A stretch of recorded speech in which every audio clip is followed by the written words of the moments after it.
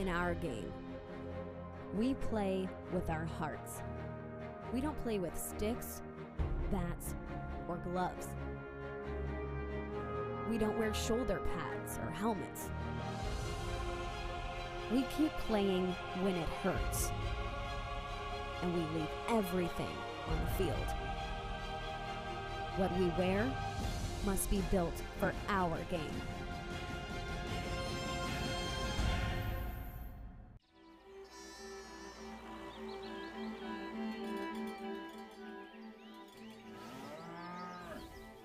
Since 1979, we've been searching for perfection.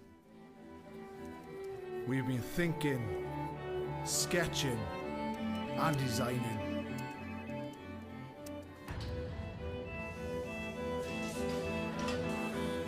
We've been building, assembling, and strengthening.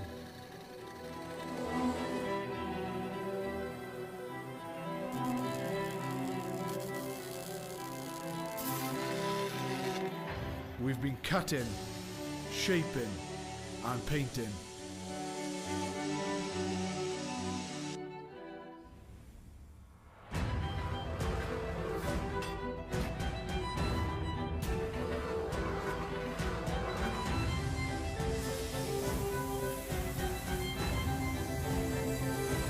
We've created strength and beauty time and again.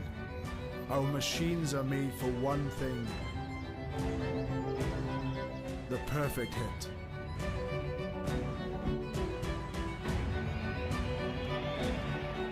We are the crouch. We are the bind. We are the set. We are the squeeze. We are the hit. We are Rhino, home of the scrum. In our game, we play with our hearts. We don't play with sticks, bats, or gloves. We don't wear shoulder pads or helmets. We keep playing when it hurts. And we leave everything on the field. What we wear must be built for our game.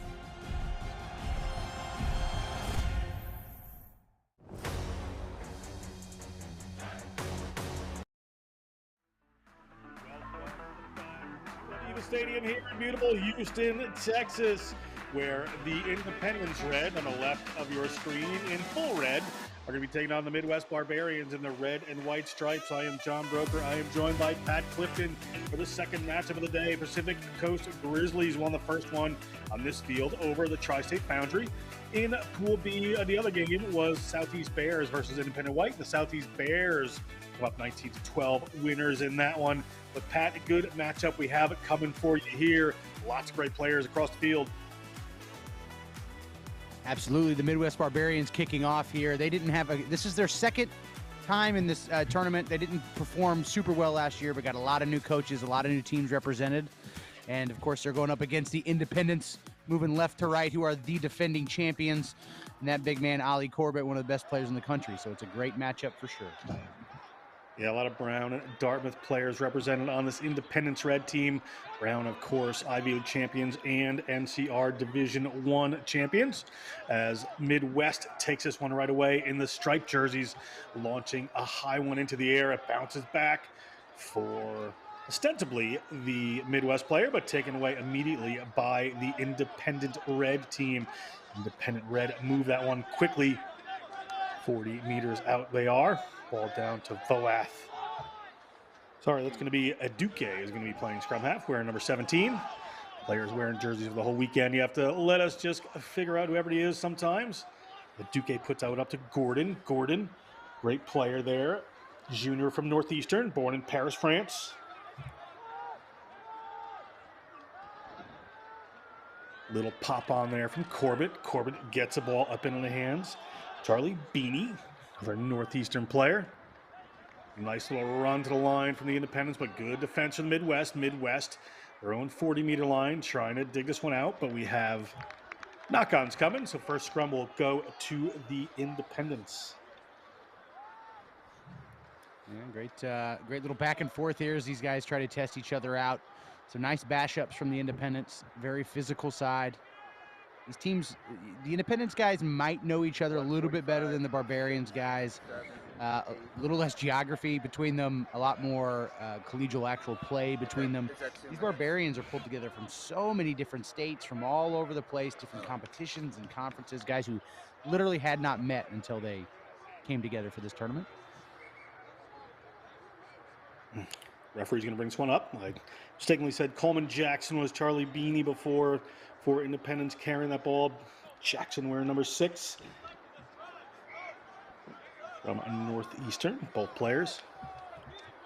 Now playing for Independent Red. Ball's going to come in here from Duque. Standing directly in behind is Gordon. He's got runners going in either direction.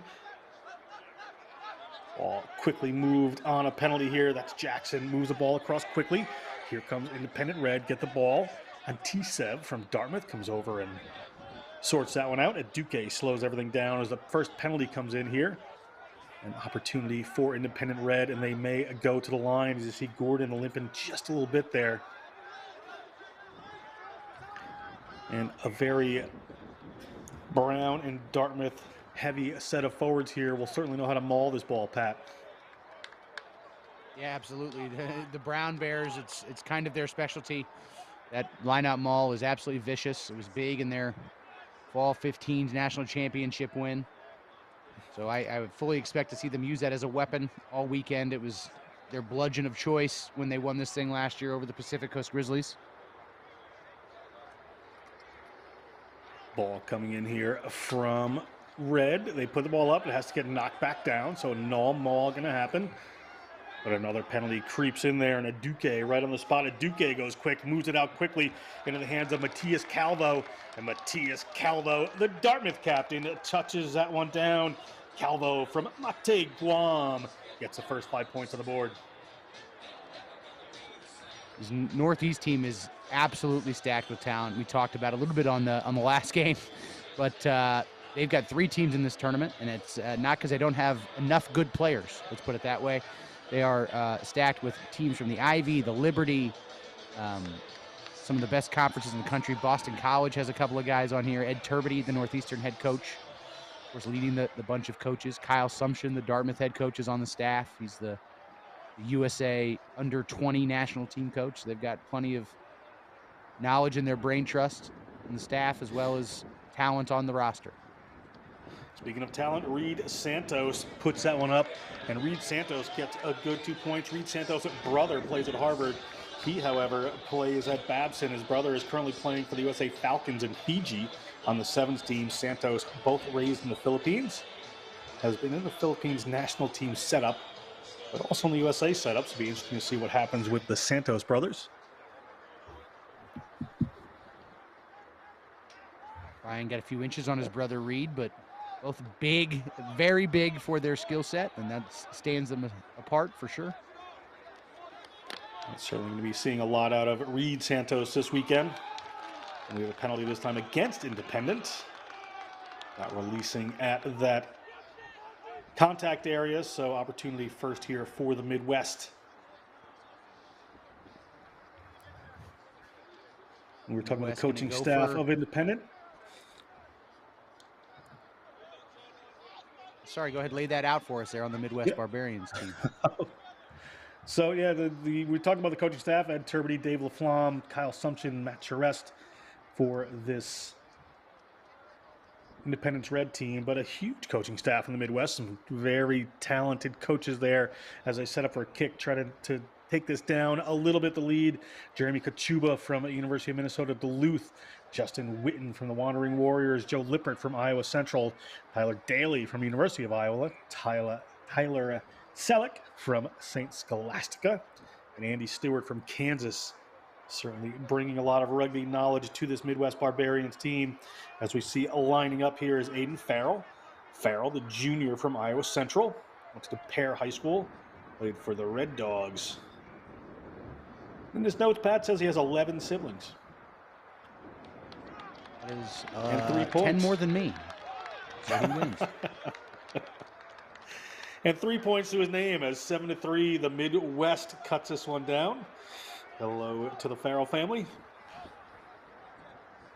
You mentioned Andy Stewart, the head coach of University of Kansas, who's joined this Midwest Barbarians staff. He's brought with him the Jayhawks' biggest player, Trevor Lister, the number 8. He's starting there for the Barbarians. He's done a great job turning that program around and really building a really good, solid side, and it's great to see them involved here in the Shield Challenge. Long kick goes down inside their 22 are the Midwest Barbarians, but after putting 3 points on the board, the coach killer knock-on comes in. And we're going to scrum here for Independence Red.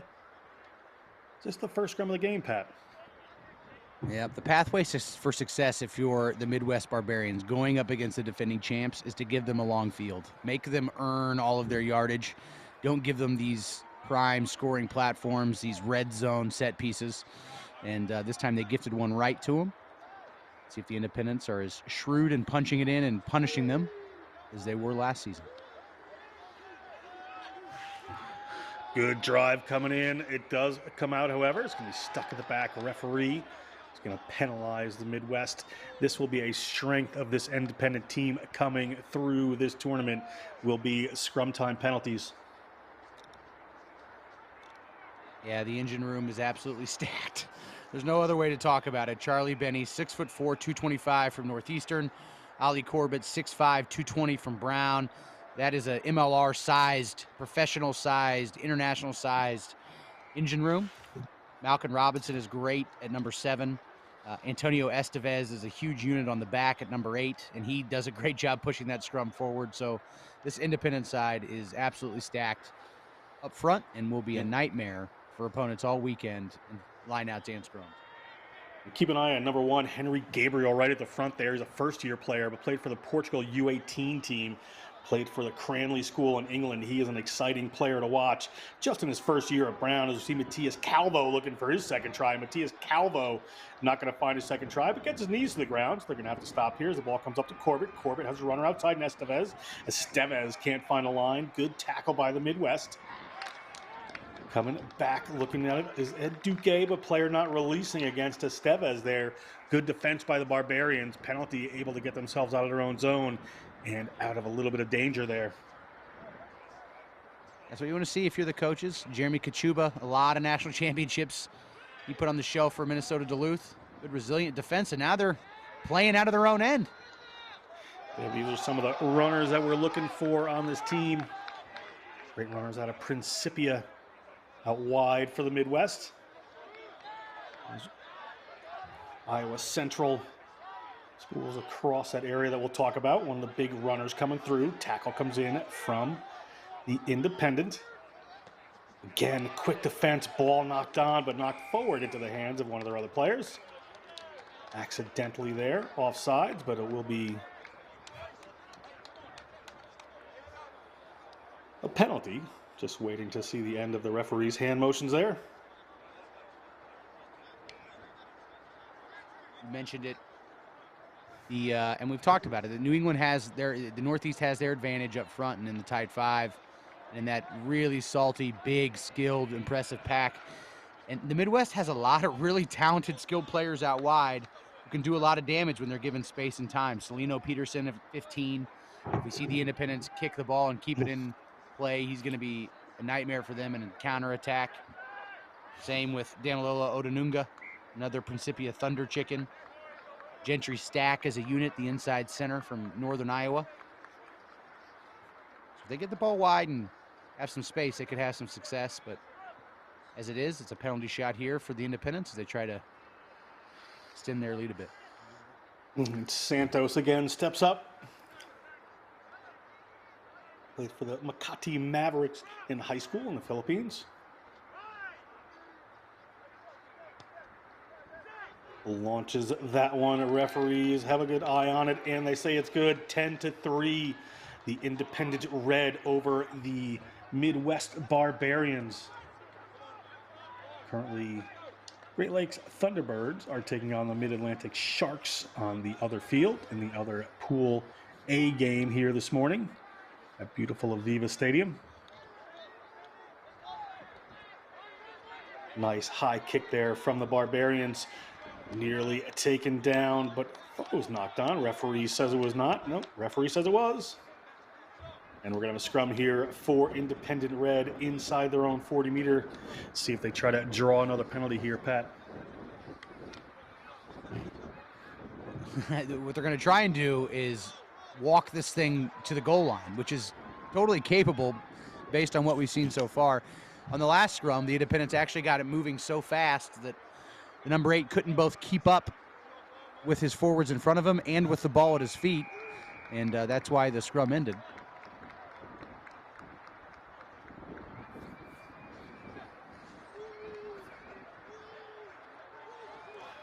Independent Red here, as we predicted, driving this one forward. Referee Akira Doe from Connecticut has seen a lot of these players, has the advantage here. Players coming around the back, but it's going to be a big hit. Knock backwards, will come back for the penalty.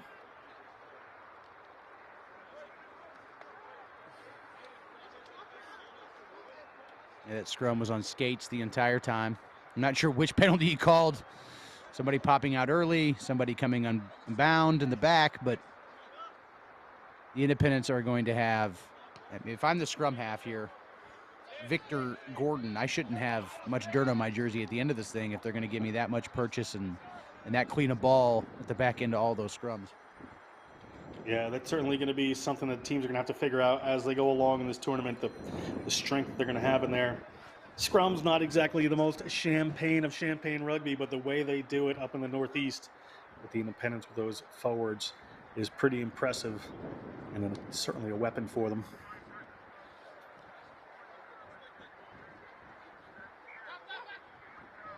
To the front they go.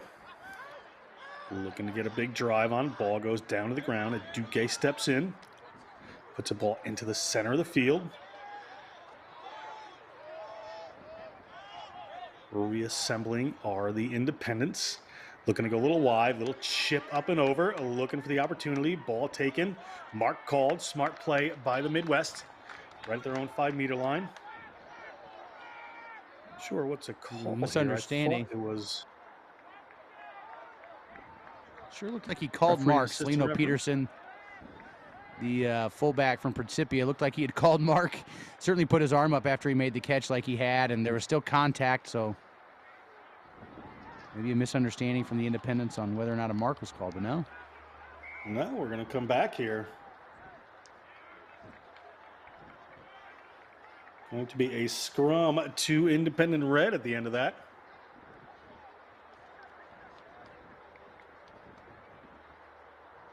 Might as well be a pair of free throws based on some of the scrums we've seen so far from Northeast.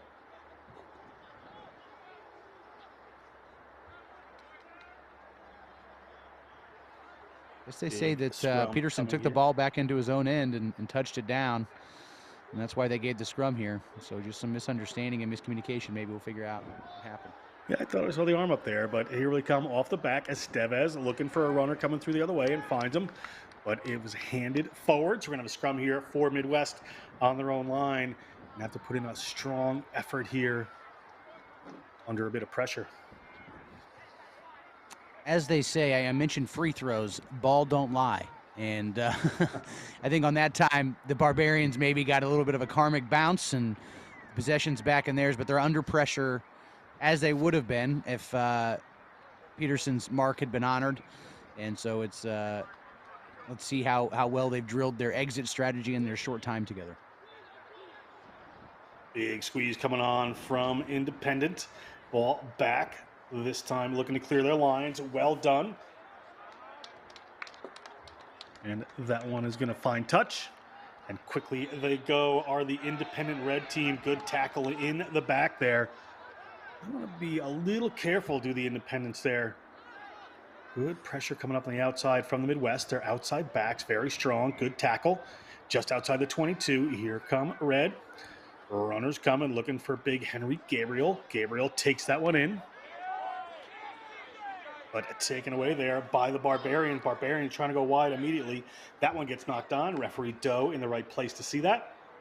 We'll come back here for a scrum to the Independents.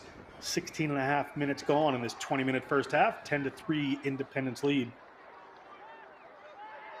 On the Barbarians coaching staff, I'm actually pretty okay with what's going on right now. We need more ball. We need more attacking end. But 10-3 isn't bad. When we've been asked a lot of questions by the independents, we've generally answered. Made a couple of nice turnovers deep in their end with defense, with shoulders, with hard tackles. You knew you were going to be under pressure from the defending champions. So far they've risen to it pretty well. They just need to make some strikes and some penetrations of their own. Ball in from Independent. Squeeze coming around. Estevez taking the long way. Drops that one. Spills it forward. Be a scrum here for the Midwest. I thought Estevez had a clear line if he stayed on the left-hand side there, but ran into a couple of fenders going around, and you see not pleased with himself.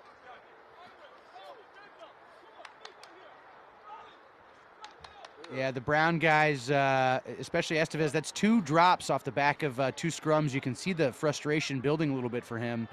The Brown Bears, as good as they are, national champions, undefeated all fall, they are a pretty emotional team. They play their cards are very far from their vest. You can see their emotions all the time throughout the game, and I think maybe Estevez is mounting a little bit of frustration back-to-back drops at the back of the scrum. Yeah, sometimes they just need to concentrate on what they're doing rather than, the chippy kind of stuff there. Questioning the referee. Referee Akira Doe is going to bring down a scrum here for the Midwest. 2 minutes left in this first half.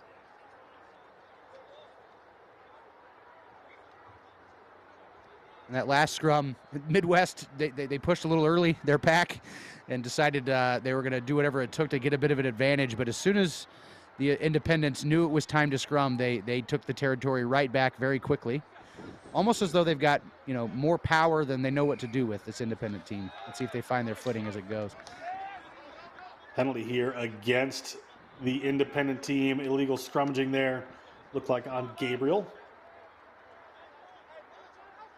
Midwest to push this one downfield. It's a quick whistle for a team that has been asserting as much dominance as they have. Generally speaking, you give the winning team the benefit of the doubt in the scrum, and none on that one. Midwest go for a high kick there and retrieve it. Well done. Another penalty against the independents coming for an offsides right there. Player tried to come off just a little bit quick. So we're going to have a penalty here for the Midwest Barbarians as this first half winds down.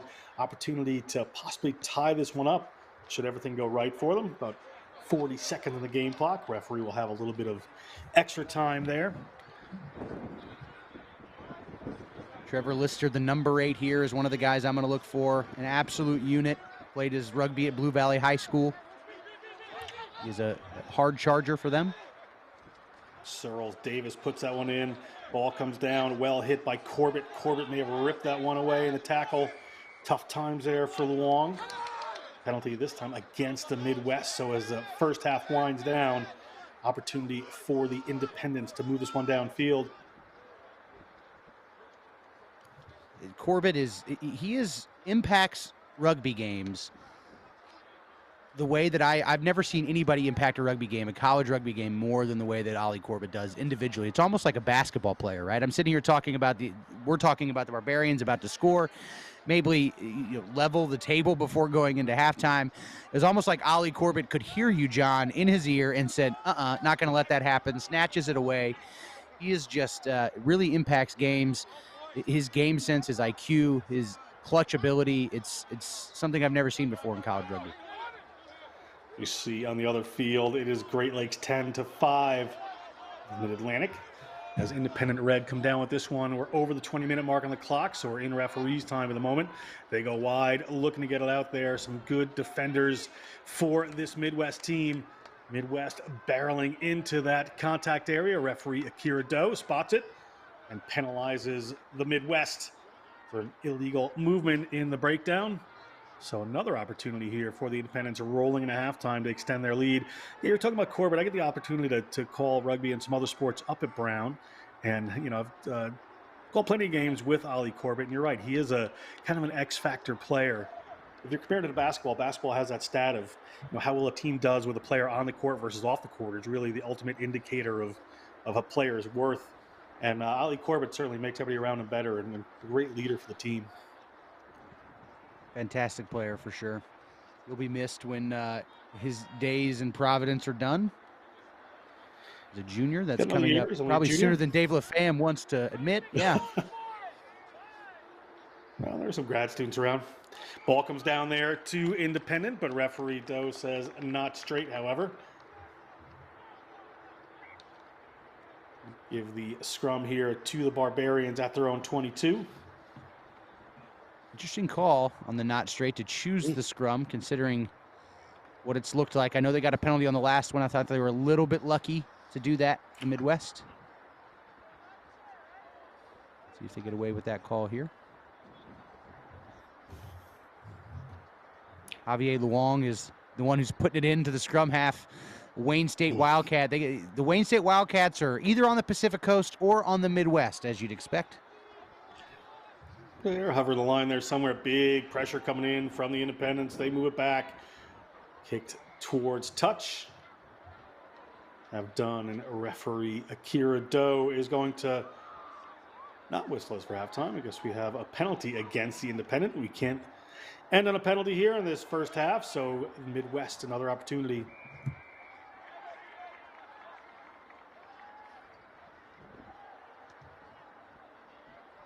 Interested to see how their line-out operates. They chose the scrum last time when it might have been ill-advised. This time, it was a pretty obvious choice what they needed to do, so they're going to take the line-out. Let's see how it rolls, see if they can get this ball out. Some of those lethal outside backs like Celino Peterson or Damilola Odanunga, who we haven't been able to talk about much.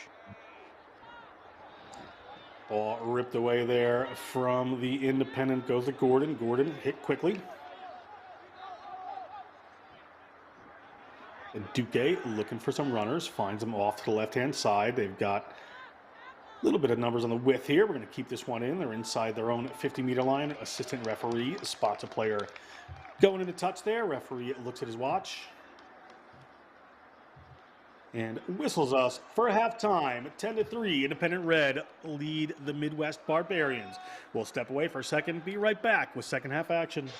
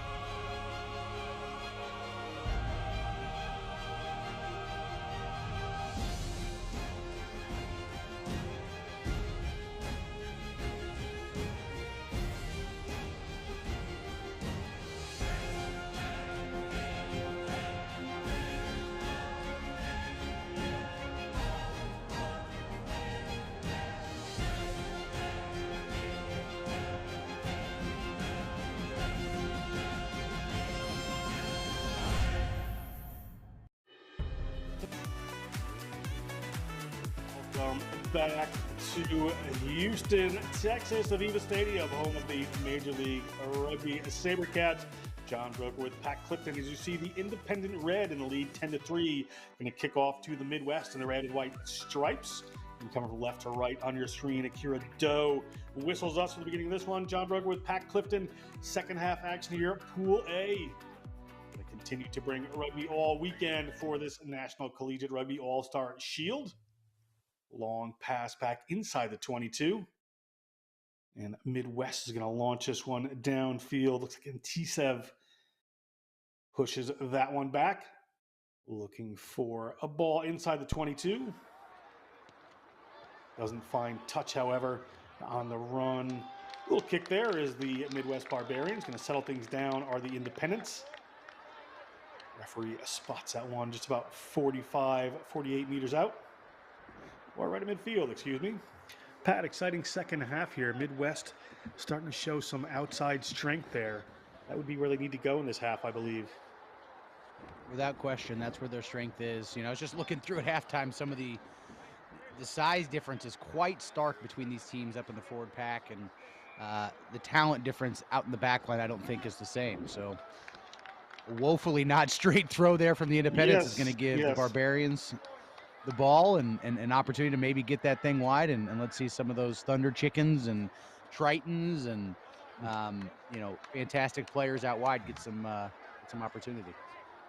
I was trying to think of the right word for that, not straight, and woefully seems to do the job. So thank you, Pat. We're going to have a line out here this time to the Midwest, however. Set pieces are tough on these all-star competitions, even though the Independents have been making it look easier up until then. Ball comes down quick here for the Midwest. Starter play right up the middle, looking to get runners off to the right-hand side here. Have done. Big power run coming in there for the Barbarians. Looking to stay in the centers this time. Just need to get a little pattern and rhythm down here. Do the Barbarians long. Puts that one away. Long again, finds a runner just out to his left-hand side. Looking to come back. The Independents, Ollie Corbett in there. Forces a knock-on. Going to be a scrum here. Oh, sorry. Did not force a knock-on. Came in illegally. It's going to be a penalty here for the Midwest. Maybe an offsides call there, I think. But the Barbarians moving the ball down the field here. You know, I came on to the second half prepared to talk about how maybe they were fortunate to be down just 7, how the Independents shot themselves in the foot with a couple of drops on some point blank scrums, some mistakes that they made early on. But the Barbarians have had all the momentum since we've come back, and they're on the verge. This is one of their best scoring platforms that they've enjoyed so far this game. So the Midwest, tails up, see what they could punch a try in.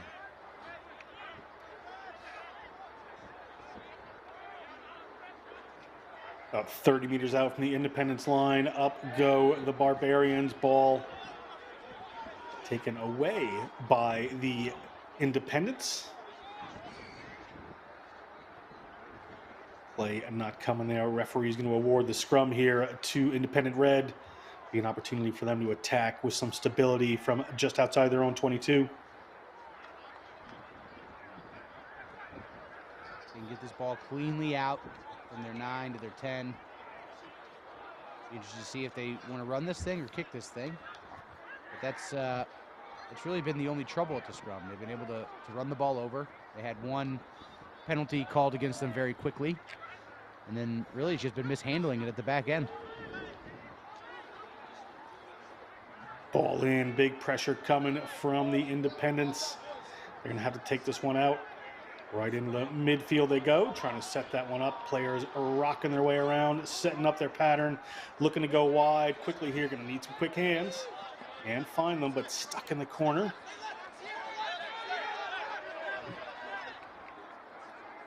Way they come, a couple players down around the 22 there, a little collision. Long pass comes off, looking to go wide with this one. Little pass back down. Here comes Matias Calvo. Calvo breaks through one. Calvo gets the ball up into the hands of Beanie. Away come the Independent Red here. Corbett in the middle of the field. Estevez. That connection is there. Estevez decides to hang on to that one. Good job to keep the ball alive. Puts it down, picks it back up again. Captain of Portugal, the U20 player for Portugal as well as Estevez. But knocked on by the Independents. Turns over into Midwest ball inside their own 40. Going to look for a kick here. Pass back inside the 22. Push that one back in the hands of Matt Antisev. Antisev from Dartmouth and Staten Island, New York. Went to Xavier High School rugby hotbed.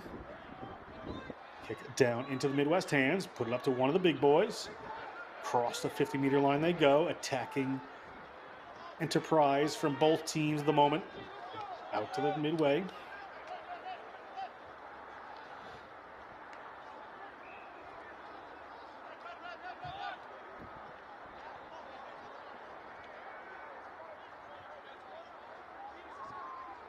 Ball coming out here for the Midwest.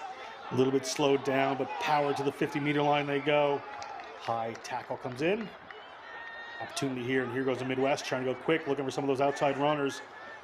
And that's interesting. Ollie Corbett comes down with it, but player is not 10 for the Independents.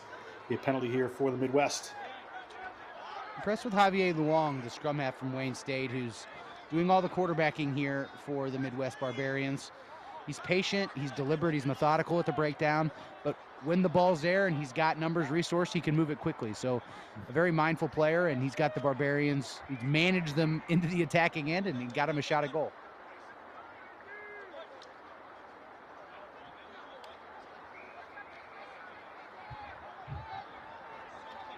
We're looking for a kick here, 3 points. So we're taking a look at this.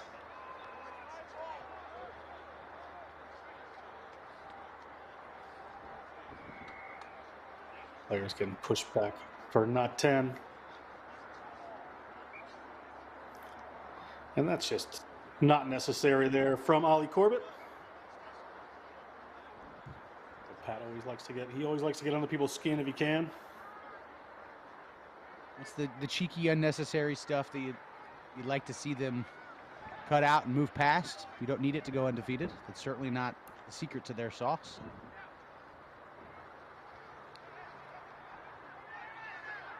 Still 10-5 into the field. A kick comes here for the Midwest. Midwest looking to close this down a little bit. Have done. It is 10-6. 4 points in it. An unconverted try would push this Midwest team ahead. Independents need to answer quickly.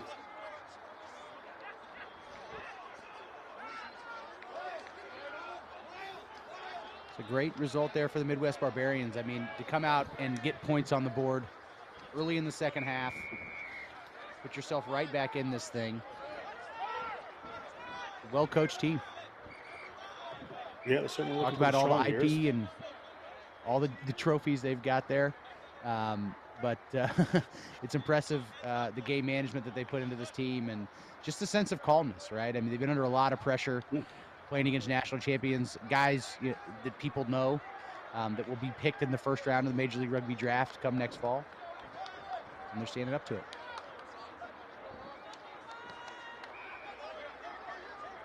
A long high kick there from the Independents. They'll leave a little gap in their defense, however. Independents being made to really work for it here.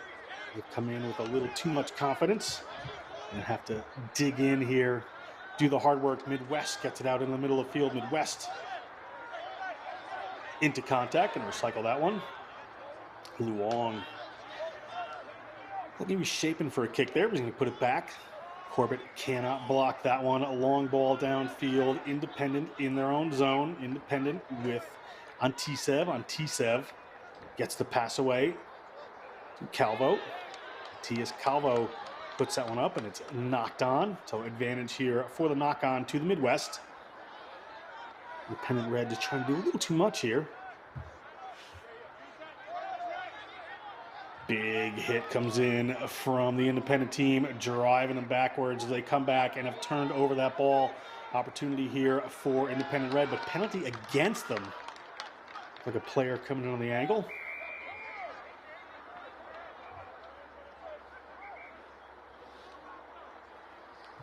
Pat, Independent Red just not doing themselves any favors here.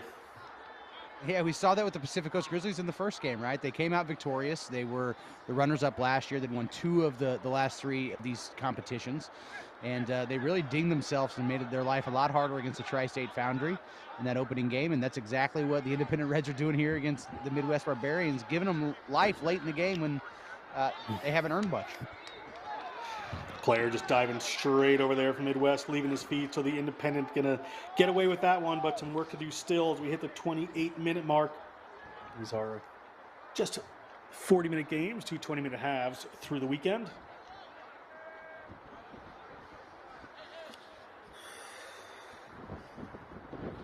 We talked about kind of the cheekiness of the Brown Bears and their leader Corbett. And I might liken him to the Christian Laettner of college rugby, right? Nobody denies his ability, his skills, or how good he is. But if he's not on your team, chances are you're rooting against him if you're on the field. You know what I mean? Or if you've played against him.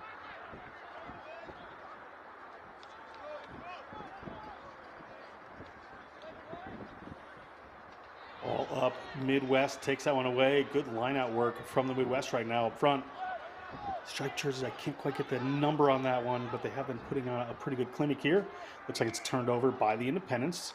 Going to get the ball into one of their forwards, trying to get a little bit of forward momentum here.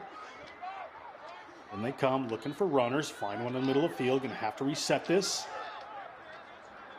Advantage here for this Independent team off of an infraction. Ball comes around. Kamara hasn't had much of the ball here as Abe Kamara from Colorado Springs, great player for the Dartmouth team. Went to William J. Palmer High School. And a shot at goal, trying to extend the lead here for the Independents.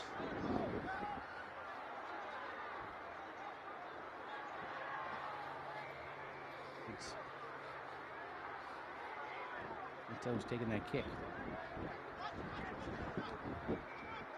Still 10-5. You see the other field, Great Lakes up over the Mid-Atlantic Sharks at the moment. Coming up next on this field, we're going to have the Pacific Coast Grizzlies joining us again against Independent White this time. And Southeast will play the Foundry on field 1. More than 300 players here from 105 different colleges, 37 different states. This is systematic combing the country for the best college talent, those that want to put their hand up for All-American honors or play professionally. And that one is up, and that one is good, extending their lead 13-6. Good, smart work there for Independent Red as they push their lead just a bit with about 10 minutes to go in this matchup. For the first game here for Independent Red. Midwest looking strong as well. All it's going to take is a converted try, and we got us a tie ball game here. Under 10 minutes to play. The Barbarians are one touch from Odanunga or Stack or Eccles or Peterson from potentially getting that score. Big drive from Independent, getting that one away. Ball in the middle of the field, looking for the little pop pass, but it'll show and go across their own 40-meter line. See where they decide to go with this one. Ball's out to that left-hand side. Looking for Kamara on the wing. Kamara does well to put that one back in to Malcolm Robinson, Dartmouth player from Harrow School. Hometown is Washington, D.C. Ball back out there from Voath, has come in wearing number 9 into the scrum half position. Voath moves that one again. And nearly picked off there by the Midwest. A little bit of a miscue, but penalty against the Barbarians. Independent Red. Opportunity probably to push this one downfield, Pat. Yeah, absolutely. I mean, you've got the line out. There's no reason not to. Take your yardage. Give yourselves an opportunity to put that maul together, that very lethal maul.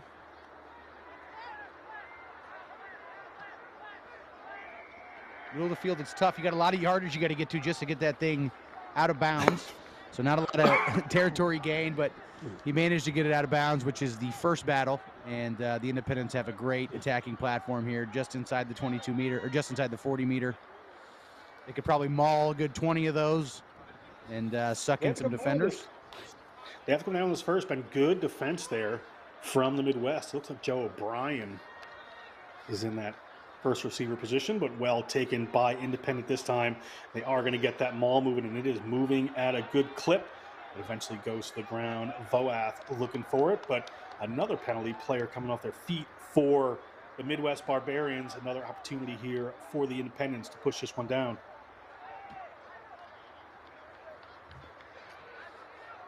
If you're a forward, this is the best way to do it, right? You just do a little bit of work, then your teammate kicks it a little bit further. You walk down there, do a little bit more work, and the best part about these lineouts, the closer you get, the more likely it is it's going to be a forward score. So this is, if I'm a prop, I'm a second rower here. If I'm Ollie Corbett or I'm Henrique Gabriel, I'm feeling pretty good, getting my wind underneath me and doing what I'm good at.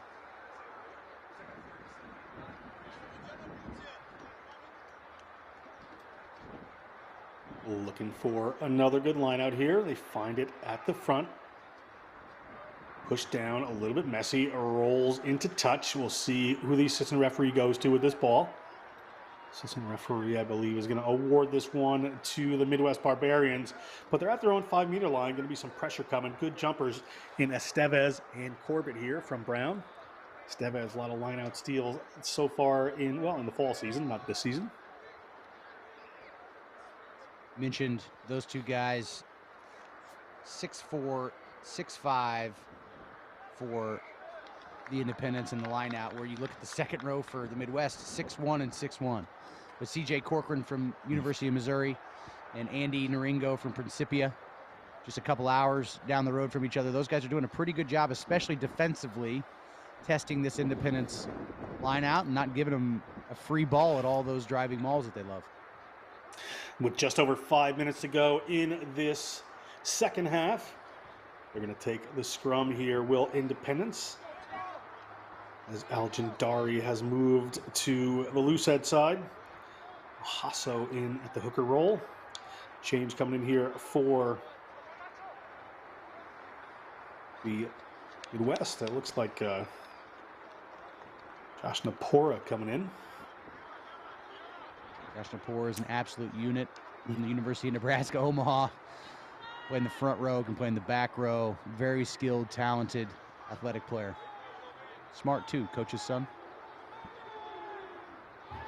Voath puts that one in. Good drive coming here. Voath going to move that one away, puts it into Santos' hands. Santos tries to go around the back. It looked to me like that one was intentionally knocked down. The referee is going to bring that one back, I believe, and call that. Inside the 22, I'm surprised that's not a card. Maybe. Going to the pocket. I think photographers might be able to sell that one to the textbook or dictionary company, because that was exactly what you'd expect to see when you open up the encyclopedia and look under intentional knock. And referee Doe certainly does that. I'm not sure. Might be an outdated reference, but nonetheless, this is what you call a intentional knock, when you go and you're really just looking to slap that ball down. You're not actually earnestly going to catch it. One hand is a good signal to referees. That hand, the palm facing down, is a good signal to referees. And that's exactly what happened there to the Barbarians, who had been playing a really tight, really smart, well-managed game right up until that point. So that's a crucial blow, going to leave them down a man the rest of the way, I would suspect, and give the Independents a 2-score advantage here, assuming that these points are slotted. Santos lines this one up. We'll give you that outdated reference for the encyclopedias there. You did talk about Christian Leitner, a 1992 Duke grad. So certainly a history lesson from Pat Clifford here today. Some of these kids weren't even alive when Christian Leitner played in those games. Good from Santos. They've all watched the Dream Team documentary, you know? It's a history lesson with you, Pat Clifton. There's always good information coming. As that one's good, so it puts them beyond a converted try here with just a couple of minutes to go. Midwest would have a lot of work to do, but it's certainly up for the challenge as the Midwest lifts one high in the air.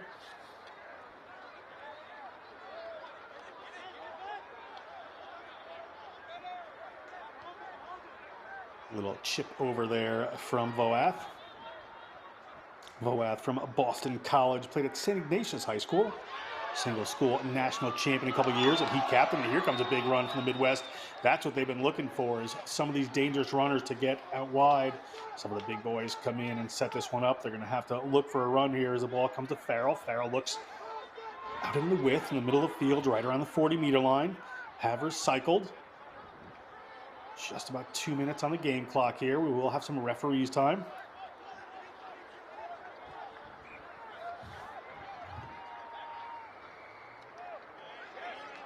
And a penalty against Independent again at the breakdown. Some good work there from Lister. And Rapport in the breakdown. Lister had some big carries early on, getting some dirty work in there to make sure the ball's won.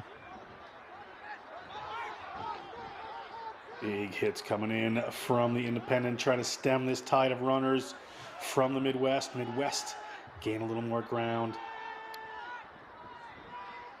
One back, set of forwards here, looking for a little pop. Don't go with it, just straight into contact.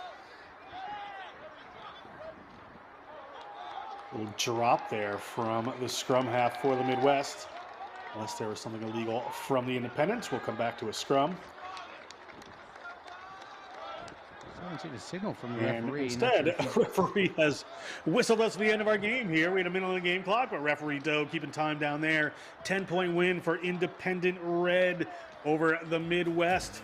Next game on this field, as we said, is going to be Pacific Coast Grizzlies versus Independent Whites.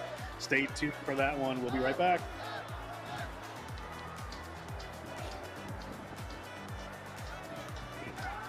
In our game, we play with our hearts. We don't play with sticks, bats, or gloves. We don't wear shoulder pads or helmets. We keep playing when it hurts. And we leave everything on the field. What we wear must be built for our game.